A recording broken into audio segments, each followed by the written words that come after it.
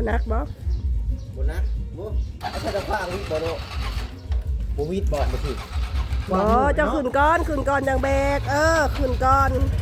ไหวก้อนโหลดนะไหวก้อน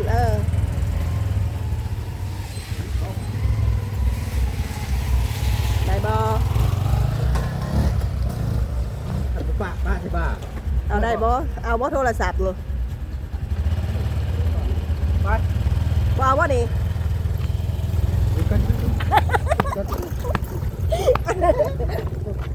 เอาพี่น้องตอนนี้ก็มาฮอดเป็นที่เรียบร้อยแล้วเนาะหลังจากนี้ก็จะกลับไปเอารถอีกโอ้ความลำบากแค่ช่ำใดนะพี่น้องสบายดีแหละสวัสดีพ่อแม่พี่น้อง FC เบิดสุขคนเนาะเปิดภาพมาตอนนี้ก็ยังอยู่บ้านของน้องอาเบยเพิ่นอีกคือเก้าน้องพี่น้องหลังจากที่บอกเอ็นพาพ่อแม่พี่น้อง FC ไปเบิ่งบ่อนจักเกาะแล้วน้องพี่น้องเนาะบันทางเฮากะได้ปรึกษากันกับบ่พรหรือว่าทีมงานความมี4 คนนะพี่น้องหลังจากนั้นก็ว่าจะเฮ็ดเองนะพี่น้องเพราะมันแพงเกินไปมันบ่เหมาะสมกับราคาถ้าว่าราคาที่เหมาะสมกับยังว่าแน่นะพี่น้องเนาะอันนี้ราคาเล็กๆน้อยๆแต่ว่าเอาเงินลายเนี่ยห้อยมันกับบ่ปานใดนะพี่น้องเนาะหลังจากนี้ก็เราก็ได้ไล่ไม่เป็นที่เรียบร้อยแล้วเนาะไม้18นี่บ่เอ็นคิดว่าจะเอาประมาณ16 เซนนะพี่น้องเพราะว่าจะเอามาขังข้างในตอนดอกเส้นพาอะไรพี่น้องใส่พากระจาดดูพากระเตะอะไรนะพี่น้องเนาะซึ่งมันว่าตอนนี้เขากะน่าจะไปหาเลาะซื้อไม้อะไรนะพี่น้องกับหัวมันซิมีริโบเนาะเพราะว่ามันค่อนข้างจะเป็นบ้านนอกแน่นะพี่น้องหรือว่าเพิ่นเอามาขายอยู่บ่หรือว่าจังไดเนาะถ้าว่ามีบ่มีกะไปเบิ่งน้ำกันนั่นแหละเพราะว่ายังบ่มียังตอนนี้กับมื้อนี้หันจะเตรียมอุปกรณ์การเฮ็ดพอมื้ออื่นเช้านี่น่าจะลงมือแต่เช้าถ้าว่าเฮาสั่งมามื้อนี้เลยนะพี่น้องเนาะซึ่งมื้อเช้านี่ก็จะได้ซื้อเอาอีกนะพี่น้องมันบ่มีหลายคนก็อยากให้ไปเอาเสาเฮือนเก่าเพิ่นนะพี่น้องก็คือเสาเฮือนเก่ามันไกลนะพี่น้องจากนี่ไปประมาณเกือบ10 กิโลพี่น้องหลังจากนั้นก็จะได้จ้างรถเพิ่นไปแก่มาอีกนะพี่น้องมันก็ใกล้นี่แหละถ้าว่าเอาแถวนี้ได้ก็น่าจะซื้อแถวนี้เนาะบางคนมันก็อยากให้เอาจะพุ่นก็ขอขอบคุณหลายๆนะพี่น้องอยากให้เอาเสาเฮือนเก่าก็ฟังเบิ่งนะพี่น้องว่าที่เอาที่ใช้ก็ได้ซึ่งเป็นตอนนี้ก็นี่แหละที่พาพ่อพี่น้อง FC ไปหรอกซื้อไม้ซื้อต่อก่อนซื้ออุปกรณ์การเห็ดอะไรพี่น้องมีช่างซีแน่มา18แน่ตะปูทาบกพากระแตะแน่นะพี่น้องทำเป็นหลายอย่างอะไรเพราะว่าจะเอามาเตรียมเบิดเพื่อมันบ่ทักษะเสียเวลาเนาะพี่น้องเดินทางไปหาซื้อไม้อัน48ก้อนเนาะพี่น้องแล้วก็พากระแตะน้ำแน่สังกะสีน้ำแน่เนาะพี่น้องว่ามันสิเบิดเท่าใดให้แหละเพราะว่าถ้าว่าเฮาสิจ้างเบิดบัดนี้มันพันธิบ่พอเนาะพี่น้องเฮาก็เลยนี่แหละจะซื้ออุปกรณ์มาแล้วก็ทางทีมงานเฮาบ่าวพรบ่าวสัญญาบ่าวล่านี่แล้วก็จะเฮ็ดเอาเองเนาะพี่น้องเพราะว่ามันก็บ่ใหญ่บ่ได้ก็ซอยเรือกันไปเนาะพี่น้องเนาะต่างสวยน้องเพิ่นแน่ถ้าว่าที่จ้างก็แม่นอยู่เนาะพี่น้องมันเหมาะสมกับจังว่ากันเนาะนี่มันหลายเกินไปอันสร้างเพิ่นว่านี่แหละเรือนชาเนี่ยกับบ่ไกลดอกจากพื้นที่ทางน้องอาเบยอยู่เนาะพี่น้องไปเบิ่งก่อนว่ามันสิได้เท่าใดคนเฮ็ดเพื่อนเห็นชาเนาะนี่แหละตลาดกับบ่ไกลนะพี่น้องมันใกล้ๆอยู่มันเป็นหมู่บ้านเท่าแต่มันมีทางมาจุกันแล้วเพิ่นก็เลยเอิ้นว่าจุดซุ่มเนาะพี่น้องเวลาคนมานี่ก็ผ่านนี่แหละมีอยู่บ่คันบ่มีก็น่าจะแต่เอาไม้กลมอีกแหละเนาะพี่น้องคันว่าเอาไปซื้ออยู่เมืองพะลานจากนี่ไป40 กว่ากิโล50 กิโลเพิ่นอาจจะไล่ค่ารถเพิ่นอีกถ้าว่าเอาไปข้างนอกนะก็นี่แหละเลาะเบิ่งเนาะพี่น้องมันก็บ่ใหญ่ปานใดเนาะนี่แหละมันก็มีชาวเวียดนามมาขายส่วนหลายอยู่ฝั่งลาวเนาะพี่น้องแต่คนลาวอีหลีก็บ่ค่อยขายเวลามีคนเวียดกลัวเบิดเนื้อที่เนาะพี่น้องมีบ่ได้ถ้าว่าบ่มีก็เฮ็ดจังไดเนาะพี่น้อง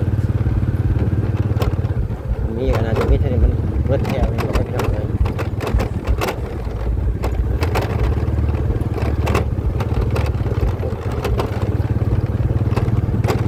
แถวนี้แหละถ้าว่ามี อย่าแต่มีแต่ช่างกะสีกับผักกะแตะนี่เด้อนี่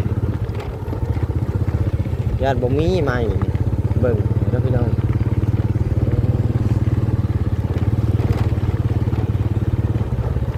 บ่มีอีหลีเบิดเท่านี้บ่มีครับพี่น้องบ่มี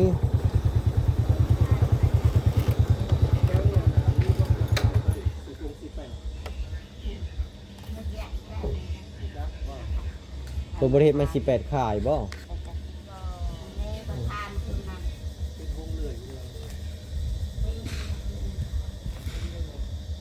มีแต่สั่งเอาบ่มีแต่สั่งเอาถามผู้ใดจ้ะ อันนี้ทางเข้ามาก่อน อันนั้นนี่บ่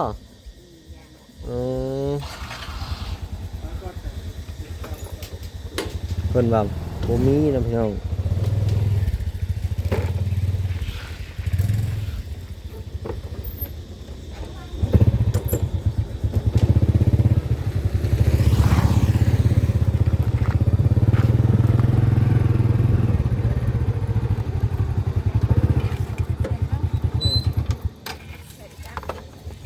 จะได้ต้องว่านะมีจักเม็ดจะได้ ความยาว4 เมตรเห็นไหมไม่48ตัวอีกนะ มา18มีเยอะ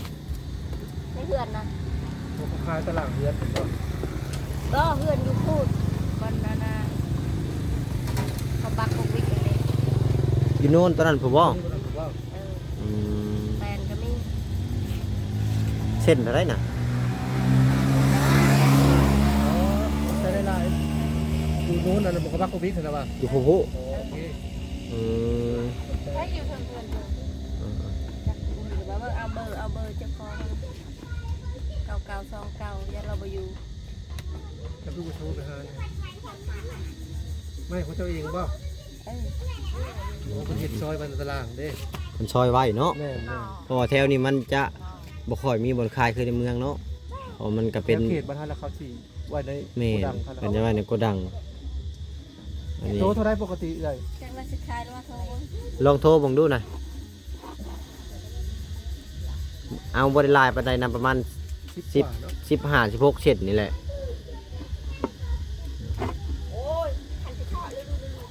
อันผ้ากระแตะนี่เอานี่ก็ได้เนาะ แม่นนี่ ผ้ากระแตะในนี้ จักรซีก็ตัวนี้ เฮ็ดเฮือนแทนนะคะ ที่เฮ็ด เห็ดกระ กระ ท่ ท่ อ อ ม ม น้อย กระท่อม เย็น ให้เพิ่นโทรเบิ่งก่อนเนาะพี่น้องเจ้าของไม้เพิ่นว่าเฮือนเพิ่นมีอยู่จักเอาพัวแล้วบ่ขายบ่จัก บ้านไม้18มาเลยเจ้า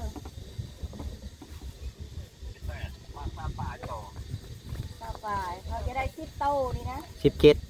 16 17 โตเลยไม่อ่านเลยซองมาก่อน โอ้เท่าไรน่ะน้อง อะไรมานะแม่เขาจะได้ใหม่นะ เช่นเท่าไหร่น่ะ เซ็นมาแล้วไม่จิเป็น60 อืม โอเคไปส่ง จะมาหาแม่ให้ก่อน มาส่งอยู่บ่ ใกล้ นี่นะนี่ในแคมป์น้องนี่ ๆป้อมตำรวจเก่านี่ เขาเทเดือนให้จุนั่นทันว่า แม่น เทเดือนจุส่งบ้านนะก็ไปตะดงนะก็ไปได้แม่ละว่าเบอร์ แม่น อ่า จะหน่อยเขาไปส่งให้ อืม แล้วยังลงเซ เออ เดี๋ยวเราจะมีว่านี้นะ ให้เพิ่นมาส่งให้ก็ได้ยาวเท่าไหร่เดีใหม่ ไว้18กะ 4 เมตรบ่เออ4 เมตรก็มีแต่ตกลงเอาเลยบ่พร แม่นเลยเอา เอาเลยเอา16เซนก็ได้เลยพอ17เนาะเอา17เนาะ อ่า เอา17โทรบอกเพิ่นโลด โอเคจะได้ ฮู้จักอยู่ว่าเพิ่นฮู้จักอยู่เนาะทางลงหันเนาะอ๋อแม่นเงินจะหน่อยจะเอาก็ได้แล้วเนาะโดย ๆโมงก็จะไปส่งเนาะ เวลายานานจะหน่อยเราขึ้นแท็กซี่จะหน่อยเราก็ขึ้นเรือนก็ไปส่งเลย นี่ไม่แป้นกับมีบ่ แป้นก็มีแต่ว่ามันเป็นอันนั้นนะเป็นแอมได้เป็นเป็นปูนะ แป้นเท่าไรแป้นเอ็ม เทละแสน โอ้ ไม่เศษจังว่าแหละไม่เศษก็มีไม่แบบมันตกเกตนะ ไม่เศษแบบอันนี้พวกนี้ได้เพิ่นเนาะนี่เพิ่น แป้นหันไปเลยแป้น แผ่นละแสนเนาะแผ่น แต่ละแสน อืม ก็โรงเรียนสิเอา17เซน 17เซน เส้นละ60ก็ตกอยู่เกือบล้านบ่แม่นบ่ 9แสนปลาย 9แสนปลาย นี่แล้วก็หลังจากนั้นก็มีแต่ไปสั่งสังกะสีอีกเนาะ ผ้ากระตาดน่ะ85,000กี แต่ บ 15,000 แต่ว่าสังกะสีน่ะบ่ฮู้ว่า11ฟุตสิเท่าใด เอา11ฟุตไปแล้วไล่ให้มันไล่ทามึงนี่แหละ ถ้า มันสิ ได้ ตกเท่าใด งบเท่าใดสิได้ถึกเนาะ แม่นแม่น ไปหา จังหน่อย สังกะสีกันเลย กายงบกะห่วยคือว่าแล้วเนาะพี่น้อง ไปเฮ็ดตู้ก้อนแล้วจังมาแทะจะได้ สิเกาะกระต๊อบให้เพิ่นเฮ็ดแล้ว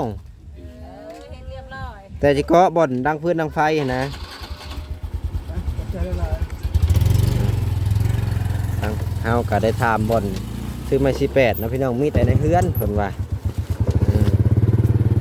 ไปถามเบิ่งสังกะสีต่อเนาะหลังจากขันเอาแล้วก็ให้เพิ่นไปส่งเลย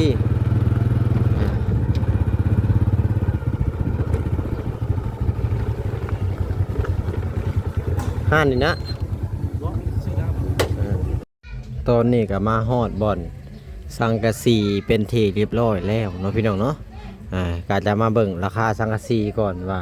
12ฟุตนี่มันสิเท่าใดเนาะพี่น้องที่แรกๆว่าจะเกาะ2เมตรแล้ว FC คอมเมนต์หลายๆคนก็ว่าโอ้เอามันใหญ่เลยบ่แอนจังสะดวกสบายเพิ่นว่าก็แม่นอยู่เนาะพี่น้องก็สิถามมาก่อนเนาะในไสเด้เจ้าของเพิ่นนี่เนาะอ่า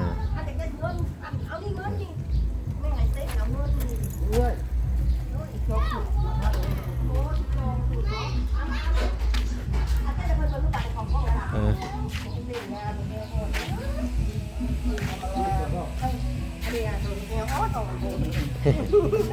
จะใช้มาเบิ่งด้วย12ฟุตราคาเท่าไหร่น่ะ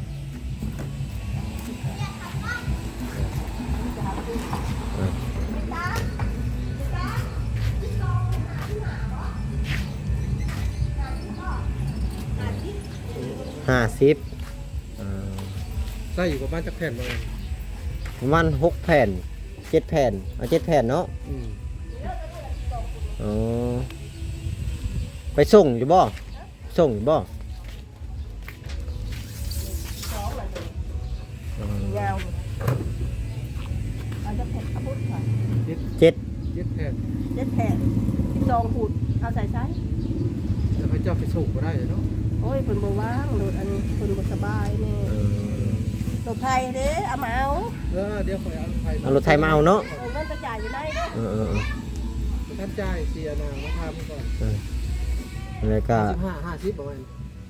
50เนาะ 50 ของหาอยู่บ่ 4เมตร มันเกินไปแล้วว่าเนาะ หรือว่ายาวพุดบ่ มันมี11ฟุตกับ9ฟุตนี่บ่ แม่น11 9ก็สมมุติว่าเฮาเกาะมา3เมตรเท่านี้อ๋อหรือว่ามันเข้าตัวนั้น เสามันอยู่นี้เสามันอยู่นี่แล้วก็ค้อนมัน ฟรีบ่ เออ เอาแล้วเนาะ เอาตัวใหญ่ๆนี่แหละมันจังสะดวกสบายตัวลุ่มนี่จะพุดตัวนี้เนาะสั้นเนาะจักแล้วตัวเทิงได้ซะ 8ฟุตตัวนี้ เออ ตัวนี้10ฟุต ตัว10ฟุตดึงออกมาดู เขียนด้วยอยู่ เจ้าเอา10ฟุตดีกว่าประจักษ์เบิ่งดูยาวๆโพดตัวน่ะ4เมตรพุ่นเด้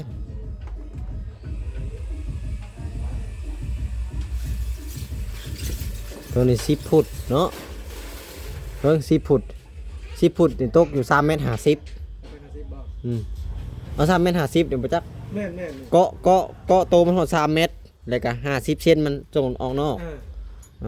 เอา 10ฟุตเนาะ เอา10ฟุตก็ได้ 10ฟุตราคาเท่าไหร่ล่ะ 10ฟุตพอดีน้องพี่น้องเกาะ3เมตร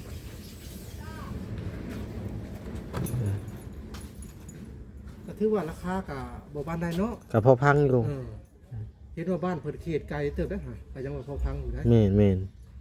ข้าบ้านเฮานี่10ฟุตอยู่ระหว่างประมาณ30กว่าพัน แต่ก็ ใกล้ แพง งานเบียดเด้ แพงกันเติมขึ้น ขนส่งทุกว่าเนี่ย 43,000ลื่นกัน7,000 ระหว่าง12กับ10 12กับ10 12กับ10เอา10เอา10 กูเรียนเท่านี้แหละที่ผูกมากเอาใส่ไม่ดอกเลย ม้วนได้พ่อนี่บ่คนงานมาว่าง นี่ จะได้ม้วนอนา แบบเอาบ่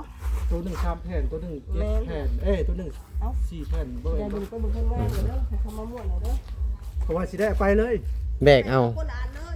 แบกคนละอันได้บ่มีแต่โจรถไว้ในนี้คันหนึ่งแหละห้ามไปเช่นบ่ได้ก็กลับเอารถมัน พ ก็ อร บ่ ถ ไกล ไฟเพิ่นบ่ว่างเดี๋ยวเพิ่นไปแก้ละหัวเด้คนงานเพิ่นก็มีแต่เด็กน้อยได้ เด็กน้อยเนาะ อายุ12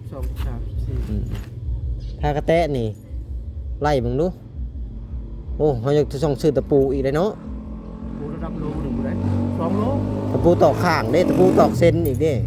ตะปูตอกอันสังกะสี จักรซี เรือบ่ เรืออยู่เดียวไปเบิ่งก่อนตอนเฮ็ดตูบ เดี๋ยวอันตะปูจังชื่อตามหลังเนาะ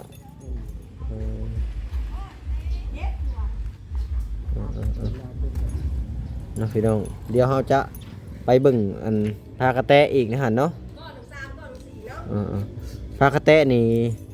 1 2 3พากระแตจักเม็ดว่า2เม็ดบ่ 2 ฟุต 2ปะ 2เอา5แผ่นนี่พอบ่ งุบแล้วแวนเจ้าก็สิเลยเนาะ การลองไล่เบิ่งก่อน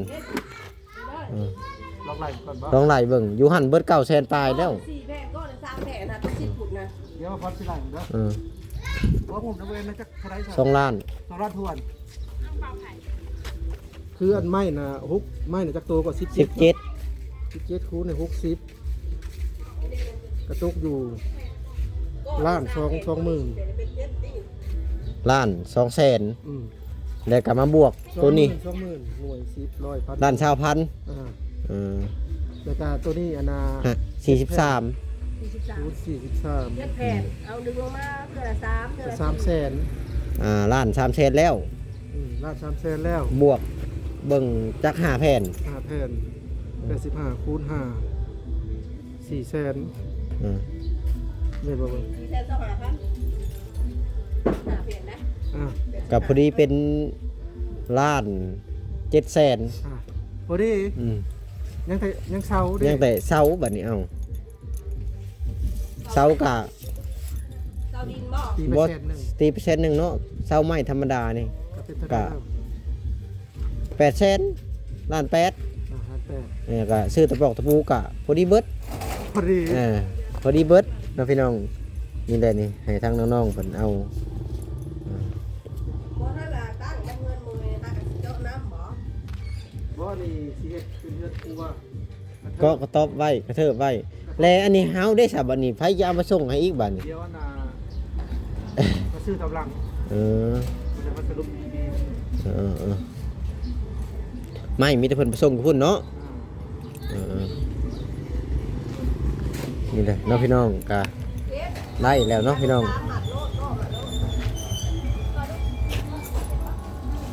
คนงานก็มีแต่อันน้อยๆเนาะจากปีอะไรล่ะ13ฮอดบ่13หรือว่าให้อ้ายบ่ให้อ้ายเว้าอีหล่าบ่ ประมาณ12เนาะ12 3 14 ประมาณนี้แหละ เบ้าอยู่มื้อนั้น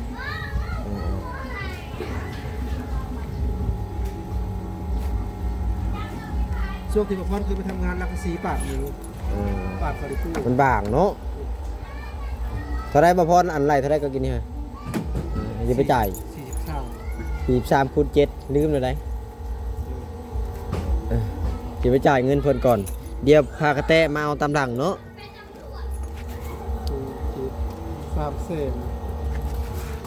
300,000 10,000พี่น้องเดี๋ยวไปจ่ายเงินก่อน เดี๋ยวจะหน่อยเฮาจะมาเอา 1,000 แม่นแล้วว่านี่ หน่วย10 100,000 300,000 1,000พอดีมีเงิน1,000เรือพอดี1,000กีบไปจ่ายเงินก่อนเนาะพี่น้องเดี๋ยวจะมาเอาพากระแตใหม่เนาะ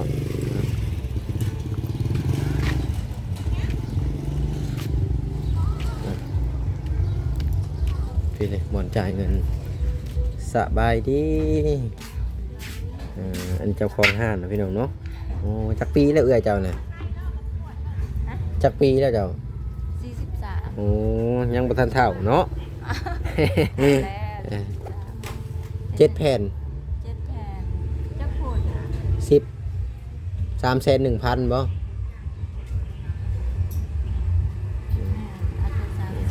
อาจจะ3แสน จะ300,000เนาะรุ่นละ1,000เนาะ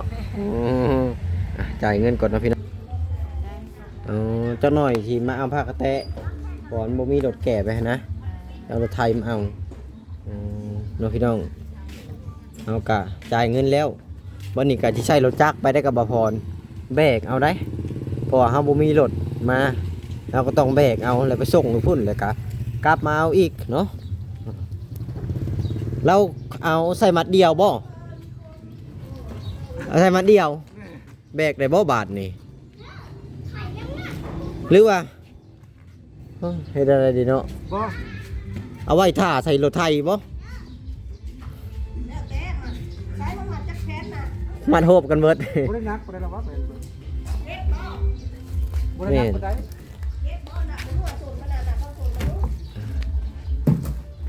นักเติบเบิ่ง7แล้ววะบางใส่ตาย่านแท้นี่โอ้ย บ่เป็นดอก บ่เป็นหยังนับเบิ่งดูฮอดบ่7น่ะบางทีแบกไปมีแต่ชามแผ่นเฮ็ดจังได๋ สาวบันไดนะเมืองวันที่9แล้วก็ เพิ่นลิสงกรานต์บ่ เอาเมื่อเลยเนี่ยเดี๋ยวบ้านเขาอยู่ได้ข้างนอกนี่เด้ อืม ต้องพบกัน ขี่ฝากรถไว้นี่ได้เขาเดียว เนาะ แบกมาส่งแล้วเจ้าหน่อยจะมาเอาเจ้าหน่อยจะแบกผ้ากระแตะอีกเมื่อเจ้าหน่อยก็ผ้ากระแตะแล้วจะแบกผ้ากระแตะอีก นะพี่น้องสำหรับคลิปนี้กะขอจบคลิปไว้ก่อนเนาะเดี๋ยวเอาไว้พอกันคลิปหน้าคลิปในนะพี่น้องเนาะสบายดีและสวัสดี